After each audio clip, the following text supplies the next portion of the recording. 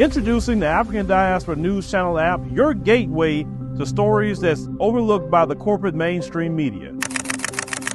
And we serve as the voice to the Chubal Black community. Again, we got Dr. Candace Matthews. A lot of these documents, looking at. We are committed to informing and educating through the power of media. This country is supposed to be about the land of the free for all. It has not been free for Black people, and we are tired.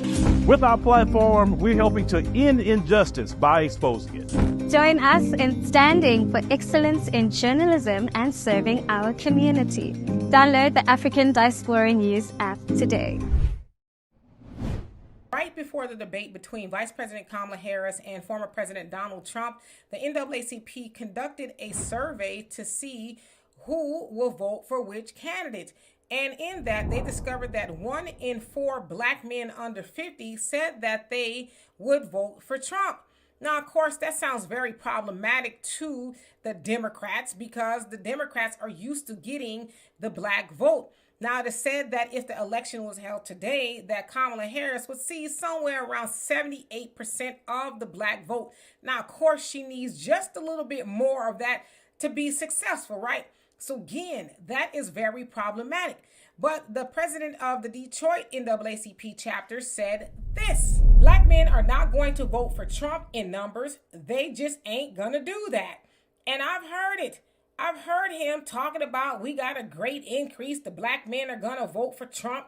That's why he's using gold gym shoes. And I think and I see that's insulting that you think you could get me by sending me some gold gym shoes, red bottom, and a t-shirt with your picture on it behind prison walls. Then he also went on to say, and so I don't think, my brother, that you're going to see a lot of young Black men voting for him. Now, you're going to see some, that's always some. Tim Scott, Lord have mercy. So you're going to just always have some, but I think it's overblown. You know what? It may be overblown, but to me that sounds very dismissive. Yeah, Trump, he had the gold tennis shoes, but he wasn't selling them just to Black people. He was selling them to everybody, right? I think they was $350. I wouldn't buy them because they're ugly, right? Nevertheless, I digress.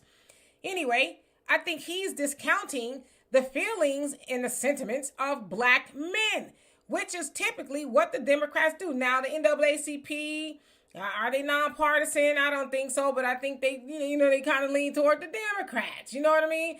But anyway, to discount that of Black men, if Black men are saying, I want to vote for a candidate that is going to be thinking about my wallet and my business, that's what the Democrats should be focused on. Right now, there's some Black men who just like Trump or whatever the case is, just like there's some Black men that like Kamala for whatever reason, just because she's Kamala, right? But to keep discounting what Black men are saying is going to be very detrimental to Kamala because Black men are saying, listen, see us, hear us. Stop telling us to shut up, sit down, be quiet, ain't nobody talking to you, and all this other stuff. But I will say this. If Trump is giving them shoes, which he ain't giving them to them, they got to pay for them, okay? That's more than what they're getting from the Democrats. Don't argue with me, argue with your mama. It's just the truth, right? And so for the Democrats, NAACP, or anybody else, if you want Black men and just Black people in general to go back to the Democrat Party, then what are we going to get for it? Are we going to get some free housing? We going to get some EBT cards? We going to get some reparations? Nah, I'm saying the other stuff because that's what everybody else is getting.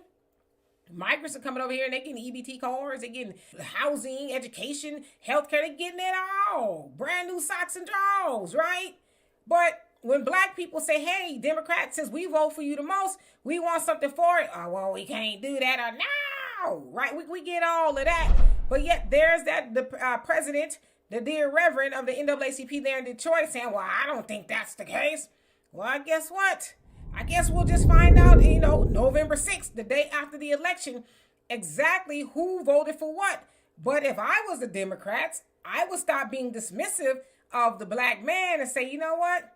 Maybe we need to start listening and taking them a little bit more seriously. Otherwise, we gon', as they say, F-A-F-O. And y'all figure that out.